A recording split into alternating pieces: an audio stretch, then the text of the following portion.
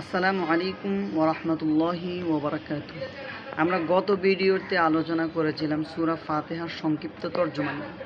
সেখানে আমরা আলোচনা করেছিলাম যে আল্লাহ সুবহানাহু ওয়া তাআলা সূরা ফাতিহাকে তিনটি ভাগে ভাগ করেছেন। প্রথম তিন আয়াতে আল্লাহ সুবহানাহু ওয়া তাআলা তার গুণাবলী ও বৈশিষ্ট্যকে ফুটিয়ে তুলেছেন, আর মাঝখানের আয়াতকে আল্লাহ তাআলা আল্লাহ এবং বান্দার মাঝে যে সম্পর্ক, সেই সম্পর্কটার ব্যাপারে তুলে ধরেছেন। আর শেষের যে আয়াত, সে আয়াতে আল্লাহ পাক রব্বুল আলামিন বান্দার কিছু প্রার্থনা, কিছু চাওয়া আল্লাহ তাআলার কাছে আল্লাহ পাক রব্বুল আলামিন তুলে ধরেছে। তো এই সূরা ফাতিহাকে আমরা জানি যে আল্লাহ পাক রব্বুল আলামিন সূরা ফাতিহাকে তিনটি বিষয়ের উপরে সাজিয়েছেন। এক নম্বর হচ্ছে তাওহীদ, রিসালাত, আখিরাত। তাওহীদ এক নম্বর, রিসালাত দুই নম্বর, আখিরাত তিন নম্বর। এই তিনটা বিষয়ের উপর আল্লাহ পাক রব্বুল আলামিন সূরা ফাতিহাকে সাজিয়েছেন। প্রথমে আল্লাহ পাক রব্বুল আলামিন তাওহীদের দাওয়াত দিয়েছেন যে আল্লাহ পাক রব্বুল আলামিন একক, এবং তিনি প্রত্যেকটা রেফারেন্স সহ বলেছেন যে আলহামদু, সমস্ত প্রশংসা। এখানে আল্লাহ পাক রব্বুল আলামিন আলিফ লাম ইস্তিগরারের মাধ্যমে যে স্বয়ং আল্লাহ পাক রব্বুল আলামিনই এই প্রশংসার অধিকারী তা বুঝিয়েছেন। তারপরে লিল্লাহি রব্বিল আলামিন, যে সমগ্র আলম যত জগৎসমূহ আছে সকল জগৎসমূহকে তিনি পরিচালনা করেন। এখানে আল্লাহ পাক রব্বুল আলামিন রব্বুন শব্দ ব্যবহার করার মাধ্যমে তিনি তার একত্ববাদকে ফুটিয়ে তুলেছেন। আর রহমানির রহিম, এখানে আছে আল্লাহ পাক রব্বুল আলামিন অতি দয়ালু এবং চিরদয়াময়। এখানে অতি শব্দের অতি দ্বারা বোঝানো হয়েছে যে আল্লাহ পাক রব্বুল আলামিন দুনিয়াতে কাফের, মুশরিক, মুসলমান সমস্ত মানুষদের জন্য আল্লাহ পাক রব্বুল আলামিন দয়া ও রহমত করেছেন, বিদায় কাফেররাও এ দুনিয়ার নাজ নেয়ামত ভোগ করতে পারতেছেন, যার কারণে এখানে অতি দয়ালু ব্যবহার করা হয়েছে। আর রহিম শব্দটি শুধুমাত্র মুমিনদের জন্য খাস, যা আল্লাহ পাক রব্বুল আলামিন জান্নাতে শুধুমাত্র মুমিনদেরকেই তার নাজ নেয়ামত ভোগ করার তৌফিক দিবেন। তো এই প্রত্যেকটা জিনিস পূর্বে আমরা আলোচনা করেছি যে প্রত্যেকটার মধ্যে আল্লাহ পাক রব্বুল আলামিনের একত্ববাদের ঘোষণা দিয়েছেন আল্লাহ পাক রব্বুল আলামিন, যা আসলে শুধু তর্জমা এবং শুধু আলোচনার মাধ্যমে উপলব্ধি করা সম্ভব নয়, বরং এগুলোকে আপনার খুব গভীরভাবে ব্যাখ্যা এবং উপলব্ধি করার মাধ্যমেই আমাদের বুঝে আসবে যে এগুলোর মাধ্যমেই আল্লাহ পাক রব্বুল আলামিন তার একত্ববাদকে ফুটিয়ে তুলেছেন। মালিক ইয়াউমিদ্দিন, তিনি বিচার দিনের মালিক। একমাত্র আল্লাহ পাক রব্বুল আলামিনই বিচার দিনের মালিক। ঠিক আছে, এটাও আল্লাহ পাক রব্বুল আলামিনের একাত্মবাদের ঘোষণা যে এক আল্লাহই বিচার দিনের মালিক, অন্য কেউ বিচার তার অনুমতি ছাড়া, মানজাল্লাযী ইয়াশফাউ ইনদাহু ইল্লা বিইذনি, আল্লাহ পাক রব্বুল আলামিন এক আয়াতে বলেন যে এমন কি আছে যে আল্লাহর অনুমতি ছাড়া যে বিচার কাজ সম্পন্ন করবে বা কারো সুপারিশ করবে, এমন কেউ নেই।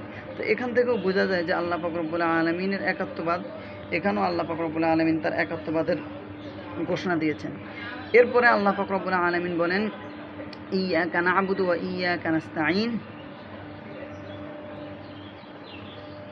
যে আমরা আপনারই ইবাদত করি এবং আপনার নিকট সাহায্য চাই। অর্থাৎ বান্দা এবং আল্লাহর মাঝে যে একটা সম্পর্ক, দুটা সম্পর্ককে সংযুক্ত করেছেন আল্লাহ পাক রব্বুল আলামিন, যে আমরা আপনার ইবাদত করি, বান্দারা কি করে আল্লাহর ইবাদত করে, আর আল্লাহ পাক রব্বুল আলামিন তার বান্দাদেরকে সাহায্য করেন। অর্থাৎ দুজনের মাঝে একটা সম্পর্ক যে আছে, সেই সম্পর্কটা এখানে ফুটিয়ে তোলা হয়েছে। এরপরে বান্দার কিছু চাওয়া আছে, মুমিন বান্দার কিছু চাওয়া, যে চাওয়াগুলো প্রত্যেকটা মুমিন বান্দার দরকার, সেই চাওয়াগুলো আল্লাহ পাক রব্বুল আলামিন বলতেছেন যে ইহদিনাস সিরাতাল মুস্তাকিম, আমাদেরকে সরল সঠিক পথ দেখান। আর সরল সঠিক পথ কোন পথ?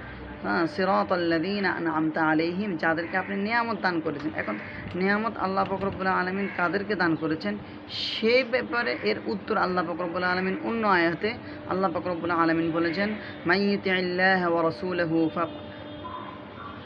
من يطع الله والرسول فأولئك مع الذين أنعم الله عليهم من النبيين والصديقين والشهداء।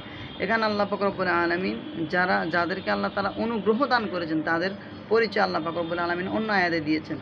তো যাক, সেটা আবার অন্য আলোচনার দিকে চলে যাচ্ছে। তৃতীয় নম্বরে গায়রিল মাগদুবি আলাইহিম ওয়ালাদ-দাল্লিন, যারা গোমরা পথভ্রষ্ট তাদের পথ নয়। এ ব্যাপারেও বান্দা আল্লাহ তাআলার কাছে পানা চাচ্ছেন। তো এই সংক্ষিপ্ত বিষয়গুলো আমরা গত পর্বে আলোচনা করেছিলাম, বা গত এক ভিডিওতে আমরা এই ব্যাপারে আলোচনা করেছিলাম। তো এটা হচ্ছে যে এখানে আল্লাহ পাক রব্বুল আলামিন তাওহীদ, রিসালাত, আখিরাত সমস্ত বিষয়ে এখানে আলোচনা করেছেন সূরা ফাতিহার ভিতরে, যার কারণে এই সূরা ফাতিহাকে উম্মুল কোরআন বা কোরআনের মা বলে কেউ, আবার কেউ বলে মূল, কোরআন মূল, অর্থাৎ পুরো কোরআনে যে বিষয়গুলো নিয়ে আল্লাহ তাআলা আলোচনা করেছেন সূরা ফাতিহাতে, সেই বিষয়গুলোই সংক্ষিপ্তভাবে আলোচনা করা হয়েছে। এরপরে আসি বান্দার যে চাওয়া পাওয়াগুলো আছে। এই চাওয়া পাওয়াগুলো আল্লাহ পাক রব্বুল আলামিন, বান্দা যখন তার কাছে চাচ্ছেন যে আল্লাহ আমাকে এই জিনিসগুলো দেন, এগুলো থেকে আমাদেরকে আল্লাহ পাক রব্বুল আলামিন আপনি কী করেন? হেফাজত করেন। তো পরবর্তীতে আল্লাহ পাক রব্বুল আলামিন সূরা বাকারাতে গিয়ে যে হ্যাঁ, তুমি এই জিনিসগুলো যদি পেতে চাও তাহলে তোমার 5টা গুণের অধিকারী হতে হবে। যদি কোনো ব্যক্তি এই 5টা গুণের অধিকারী কিভাবে এই গুণগুলো অর্জন করবে? যে আল্লাহ তাআলার নিয়ামত এবং অনুগ্রহ আমরা আল্লাহ তাআলার কাছে চাইছি, তো এখন সেটা কিভাবে পাবো এবং আমরা কিভাবে পথভ্রষ্ট হব না, গুমরা হব না, সেই ব্যাপারে আল্লাহ পাক রব্বুল আলামিন সূরা বাকারার শুরু থেকে আল্লাহ তাআলা বলতেছেন যে আল্লাযীনা ইউমিনুনা বিল গায়ব। 1 নম্বর হচ্ছে যে যারা গায়বের প্রতি, অদৃশ্যের প্রতি ঈমান আনবে। গায়ব বলতে কাকে বোঝানো হয়? গায়ব বলতে বোঝানো হয় যা পঞ্চ ইন্দ্রিয় দ্বারা অনুভব করা সম্ভব নয়। অর্থাৎ আমরা গায়বের প্রতি বিশ্বাস রাখি যে আল্লাহ একজন আছেন, অথচ আমরা কখনো আল্লাহকে দেখি নাই। আমরা বিশ্বাস করি যে 4 জন প্রধান ফেরেশতা আছেন, এছাড়াও অগণিত ফেরেশতা আল্লাহ পাক রব্বুল আলামিন অগণিত ফেরেশতা নাজিল করেছেন, সৃষ্টি করেছেন, এবং প্রত্যেকের কাজে নিয়োজিত আছে। এগুলো আমরা সকলে জানি এবং বিশ্বাস করি, কিন্তু আমরা কখনো ফেরেশতাদেরকেও দেখি নাই, আল্লাহকেও কখনো দেখি নাই, এবং আমরা পঞ্চ ইন্দ্রিয় দ্বারা তা কখনো অনুভব করিনি। জান্নাত আমরা কখনো দেখিনি, বা এর শান্তি, এর আরাম, বা এর মিষ্ট, বা এর এটা কেমন, এটা আমরা কখনো উপলব্ধি করিনি, কিন্তু আমরা বিশ্বাস করি জান্নাত বলতে আল্লাহ পাক রব্বুল আলামিন কিছু একটা দিবেন। জাহান্নামের তীব্র আযাব সম্পর্কে আমরা জানি, কিন্তু আমরা কখনো সেই জাহান্নামের আযাবের কোনো কিছু আমরা অনুভব করিনি। তো অনুভব না করা সত্ত্বেও আমরা কি করতেছি? এগুলোর প্রতি বিশ্বাস রাখতেছি।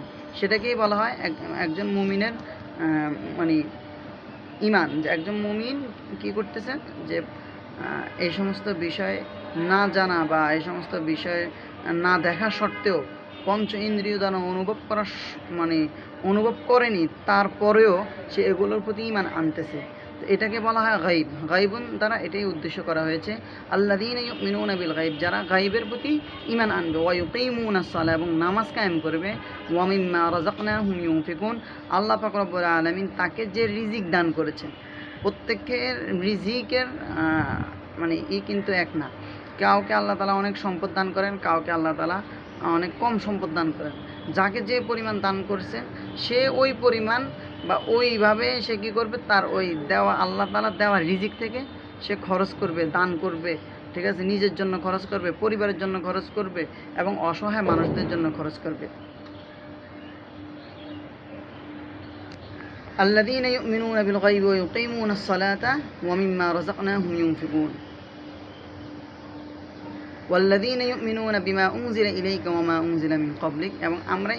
এবং আমরা ঈমান আনতেছি, বা যারা ঈমান আনবে, ঠিক আছে, যারা ঈমান আনবে ওই কিতাবের প্রতি যা আল্লাহ তাআলা রাসূল সাল্লাল্লাহু আলাইহি ওয়াসাল্লামের উপর নাজিল করেছেন এবং পূর্ববর্তী নবীদের উপর নাজিল করেছেন। ওয়াবিল আখিরাতি হুম ইউকিনুন, আর তারা আখিরাতের প্রতি দৃঢ় বিশ্বাসী। শুধু বিশ্বাসী নয়, এখানে ইউমিনুন ব্যবহার করা নয়, ইউকিনুন ব্যবহার করা হয়েছে, যে আখিরাতের প্রতি একজন মুমিন দৃঢ় বিশ্বাসী, যে আখিরাত বলতে একটা জগৎ অবশ্যই আসবেন। আমার মৃত্যু যেমন স্পষ্ট আমার কাছে, ঠিক আমার পরকালের জগতে স্পষ্ট।